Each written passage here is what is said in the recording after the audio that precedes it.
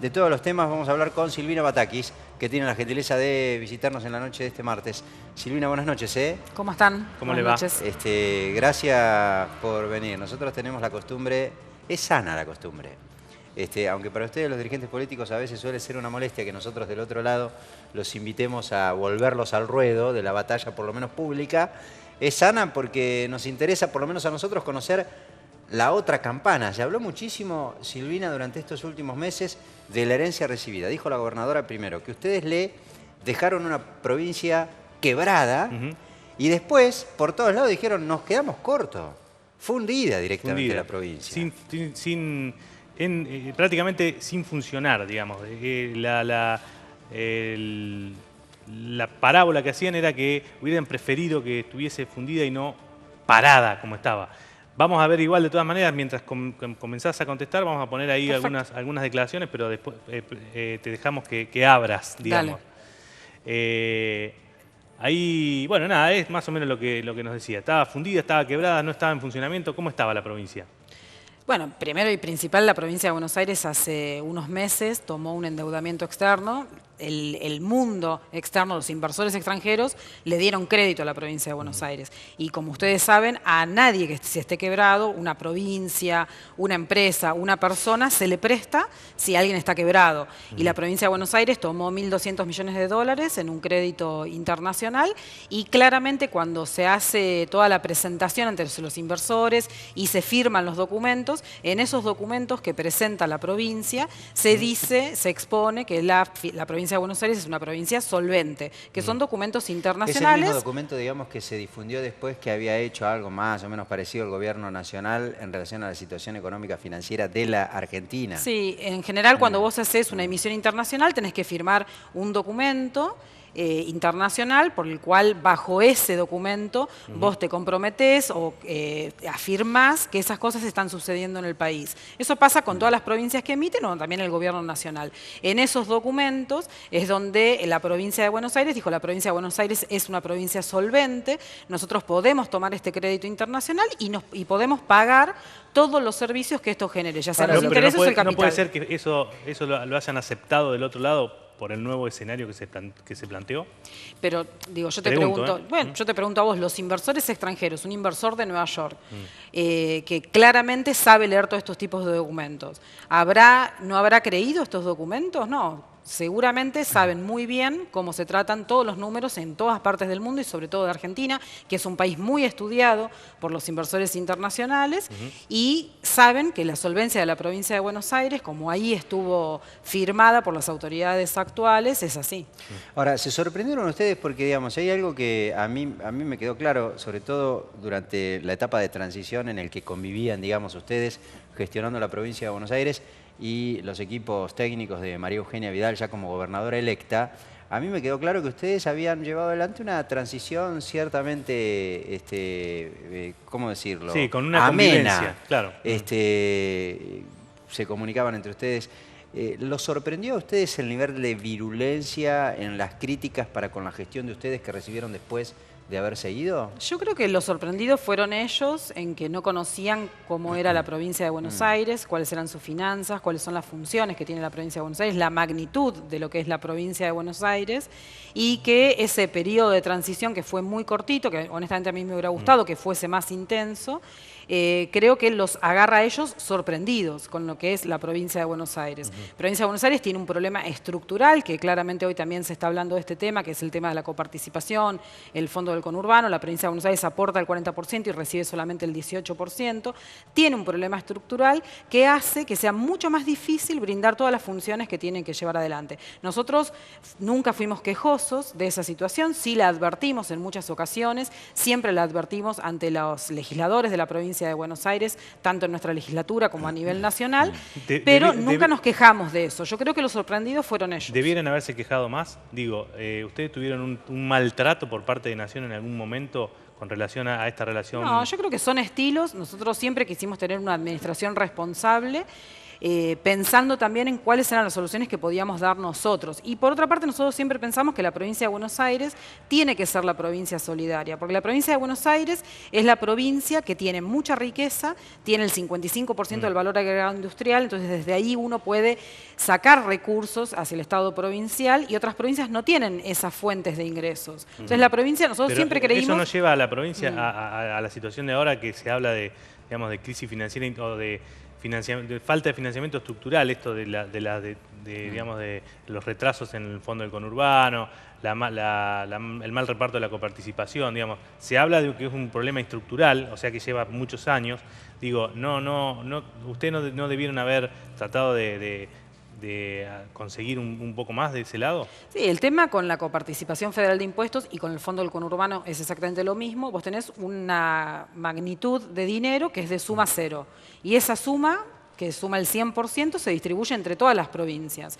Cuando vos haces un reclamo de coparticipación o de fondos del conurbano, lo estás reclamando también a tus hermanos de Tierra del Fuego, de Tucumán, de Formosa, de Misiones, que son provincias que claramente tienen una competitividad distinta de la provincia de Buenos Aires. Uno tiene que sentarse a una mesa y entender en la pluralidad de esa mesa cómo tienen que ser los repartos que se genera entre todas las provincias y entre todos los ciudadanos de Argentina. Por eso quizás nosotros tampoco fuimos tan agresivos, porque entendemos que las otras provincias necesitan mucho más también de esos recursos. Y nosotros hicimos distintas reformas en el plano interno de la provincia de Buenos Aires para hacerla más progresiva en cuanto a las funciones que teníamos que dar. Lo que está definitivamente claro, independientemente de la posición o la manera en la que cada uno de los gobiernos, el anterior y el actual, negocia la coparticipación, es que da la sensación, por lo menos, que María Eugenia Vidal y el equipo actual de gobierno han resuelto salir públicamente a reclamar ese tipo de discusión y debate, aun cuando también es cierto, hay que decirlo, Mauricio Macri en su momento le resolvió de manera fácil y pronta la misma situación a Capital Federal y no se mostró, digamos, tan definido a hacer lo propio con la provincia de Buenos Aires, pero públicamente ellos reclaman más. Mucha gente, o por lo menos un sector de la sociedad, es cierto que tal vez incluso aquellos que estaban más habituados a ver los números de la provincia de Buenos Aires, le reprocharon en su momento a Daniel Scioli que callara un poco esa demanda. Sí, y claramente era por cuestión política, digamos, para no enfrentarse con Cristina Fernández, que tenía un proyecto y demás, ¿o no? No, yo creo que no, y de hecho nosotros hicimos un reclamo, creo que ustedes lo deben recordar, que tuvimos un cruce incluso con la Cámara de Diputados de la Nación. Que es una carta a Julián Domínguez. Sí, y la iniciativa fue desde el Ministerio de Economía, desde nuestro equipo, para hacer ese cambio en los topes. Todos los topes generan inequidades. Nosotros lo que más reclamábamos era esa inequidad que genera ese tope, pero no reclamábamos el tema de la coparticipación en sí, porque entendíamos esta solidaridad que tiene que tener la provincia de Buenos Aires. O sea, a ver si entiendo, digamos, uniendo un tema y el otro. Ustedes dicen o interpretan en todo caso que la herencia de la que se queja Vidal, antes que por cuestiones que pueda uno, qué sé yo, direccionarlas a una eventual mala gestión de Daniel Scioli, se explican más por la situación financiera estructural de la provincia de Buenos Aires que ellos desconocían. Yo creo que, vos usando la palabra sorpresa, creo que es esa palabra la que mejor califica a qué encontraron ellos en la provincia. De hecho, vos pensás que cuando esta gestión nueva asume, el gobierno nacional dispone para la provincia de Buenos Aires 10.000, 15.000 millones de pesos. Después, con la emisión internacional, aparecen 18.000. Vos perdóname que yo vuelva a todo esto, pero no hemos tenido la posibilidad de hablar contigo desde el 10 de diciembre. No sé si has hablado públicamente sobre la situación de la provincia de Buenos Aires. En ese caso te agradezco que lo hagas con nosotros. Pero nos gusta, digamos, aclarar esa situación. Ellos dicen, no nos dejaron ni para pagar los sueldos. Claro, sí, eso ¿Ustedes es cierto? ¿Tenían siempre plata desde un mes antes para pagar todos los sueldos? A eso iba, no, si por ahí me permitís. La provincia de Buenos Aires tiene una situación que recauda todos los días, va acumulando todos los días y en una semana o 6, 7 días hábiles se desembolsa y la cuenta queda en cero y se vuelve a empezar a recaudar. Esto es así siempre. Nosotros terminamos de pagar los sueldos en tiempo y forma, que es lo que correspondía, el día 6 y de quedaba, diciembre, por ejemplo. quedaba por delante que En se el medio hay recaudase nada. exactamente lo que tenía que recaudarse. Perdón, por y eso- también por eso quedaba es que hablan todavía de- toma de endeudamiento de parte de la provincia que pudo haberlo utilizado, que nosotros lo ofrecimos como herramienta, hacer nosotros la operación, por si ellos todavía, parece que no, pero la burocracia lleva su tiempo, lo podíamos hacer nosotros lo ofrecimos, ellos nos dijeron que no, y claramente no pudieron hacer el endeudamiento, la emisión internacional en los días de diciembre que quedaban.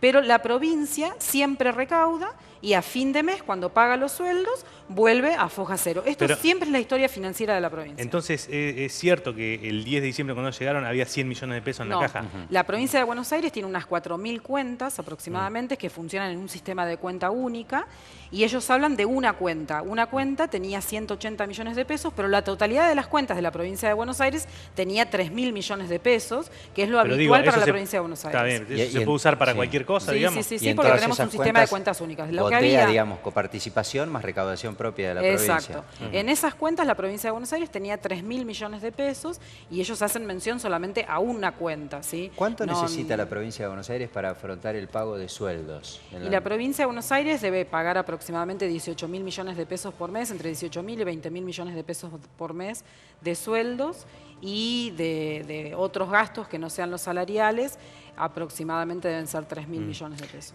Otra de las cuestiones que se menciona mucho en cuanto al tema de la herencia recibida era que en los últimos años de Scioli lo único que se hacía era pagar sueldos y la luz de los ministerios. Un poco menos que eso.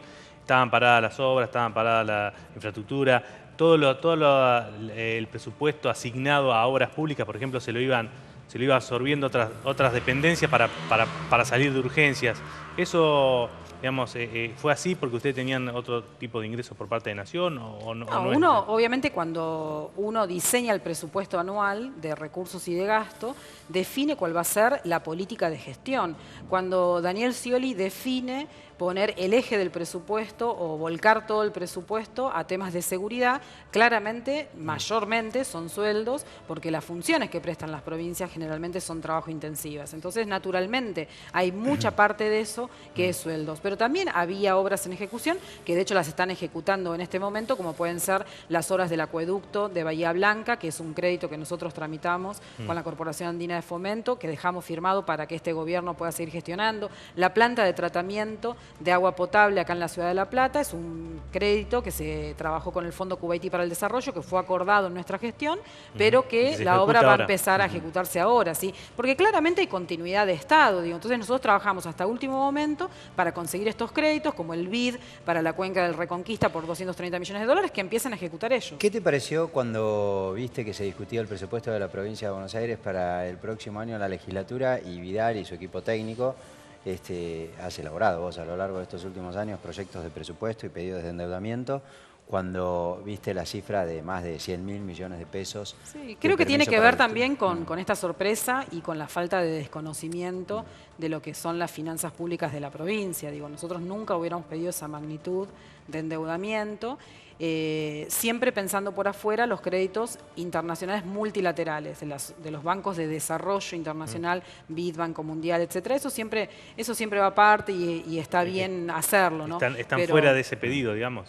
al margen de que Por estén lo afuera general. o no, digo, si son más voluminosos de lo que nosotros habíamos pedido, no está mal tampoco, ¿sí? Porque puede haber una expectativa de que ingresen más divisas, porque bueno, ellos también tenían la proyección nacional de todo esto. Así que en ese sentido yo eso no lo veo mal, pero el resto me parece que es falta de conocimiento. Scioli y su gestión, imagino que ustedes también, se jactan de que han desendeudado a la provincia de Buenos Aires. ¿Cómo se explica eso? Y lo podés ver también en este documento que yo te decía, que es un compromiso oficial de la provincia de Buenos Aires firmado con inversores extranjeros, en donde esta gestión reconoce un desendeudamiento del 50% de la ¿Medido en deuda. qué, digamos? Se mide, generalmente se mide, Bruto interno, se mide digamos, en el porcentaje. Producto Bruto Interno de la provincia, o si no se mide en la cantidad de recursos corrientes que va a tener la provincia a lo largo de un año. Cuando Scioli asumió, la provincia debía 113% de la totalidad de los recursos que se iban a generar en ese año, y cuando dejamos la provincia pasó a ser el 50%. O también medido en términos de Producto Bruto era el 14% y pasó a ser el 10%, 11% aproximadamente. Así se Batakis, mide el... ustedes con el equipo de Scioli presidente, digamos, ¿se había hablado, ya se había avanzado en algún lineamiento general de qué hacer, por ejemplo, con los holdouts?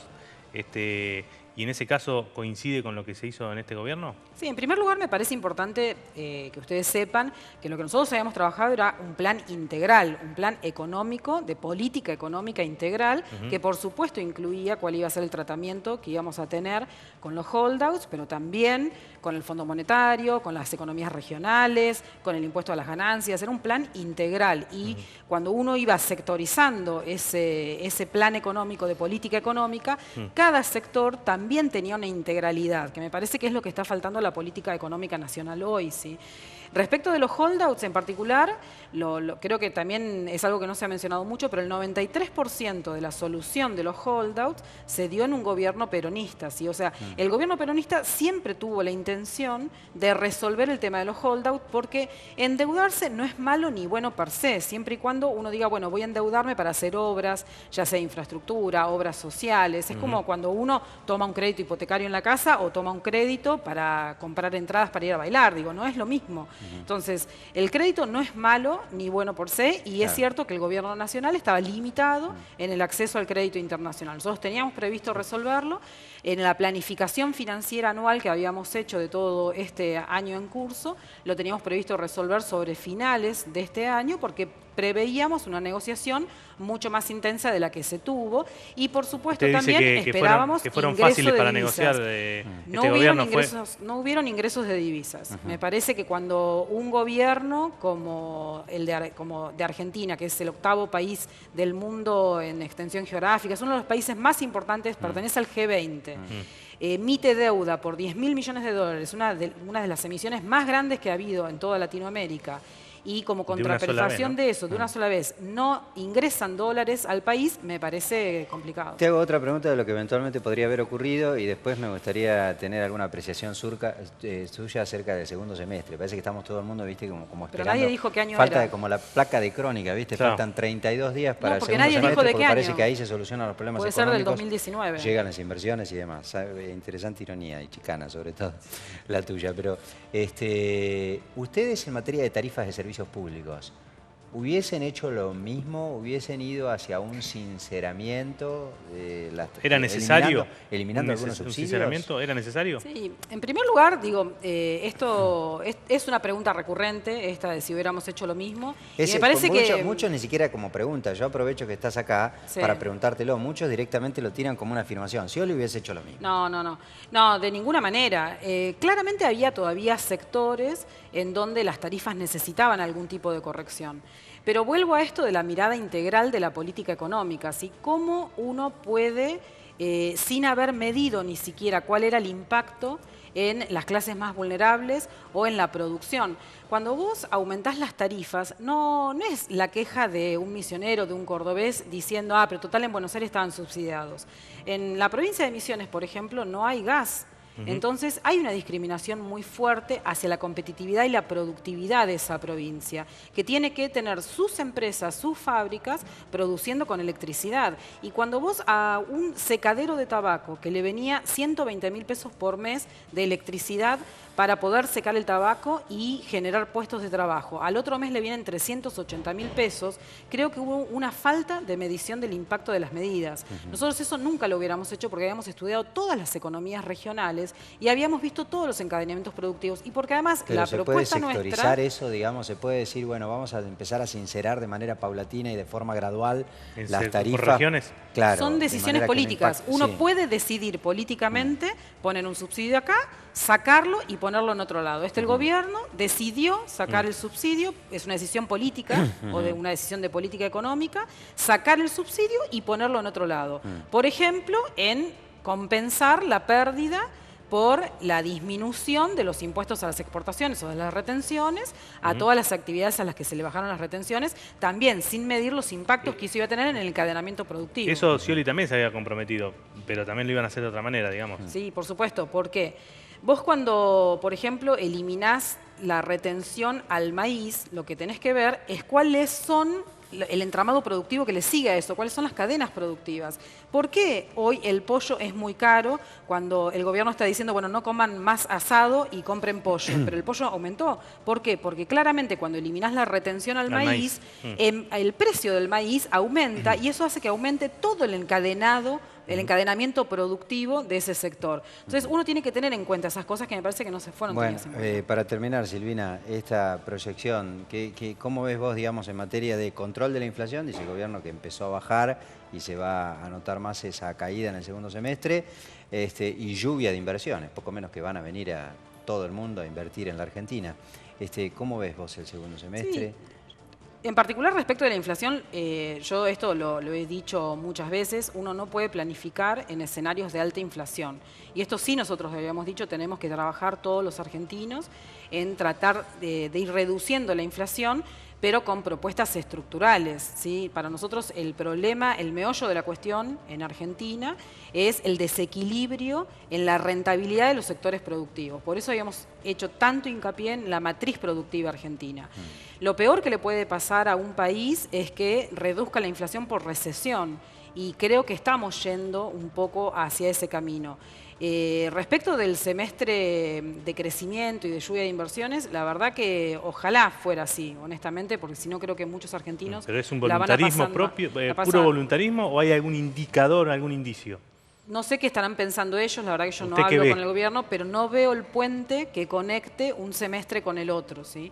Y la verdad que al no ver ese puente, y también teniendo en cuenta que el mundo no está jugando a favor, sobre todo Brasil, digo, en los últimos 50 años de la relación económica entre Brasil y Argentina, hubo un solo año en donde cuando le fue mal a Brasil, a Argentina le fue bien, que fue en el año 92, que era un año muy especial en Argentina, al Sí, inicio de la recién. convertibilidad, pero después siempre que a Brasil le fue mal, a Argentina le fue mal. Entonces estamos en una situación muy complicada. Silvina Batakis, ex ministra de Economía, economista y ahora estudiando también economía, ¿no? Totalmente. Un doctorado.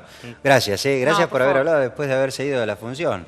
Espero que le vaya bien Bienvenida. en todo en la vida, menos Muchas en alguna de las gracias. cosas que están a punto de ir. No, por favor. Reconocida hincha de Estamos- Boca. sí, claro, estamos hablando- Nos va a ir Tablonera. bien, nos va a ir Tablonera bien. la ministra. Ahora tiene más tiempo de ir a la cancha, ministra. Totalmente. ¿Eh? Estudio y voy a la cancha. Ah, exacto. Ahí está. Muy Bueno, bien. muy bien, ya volvemos. Gracias.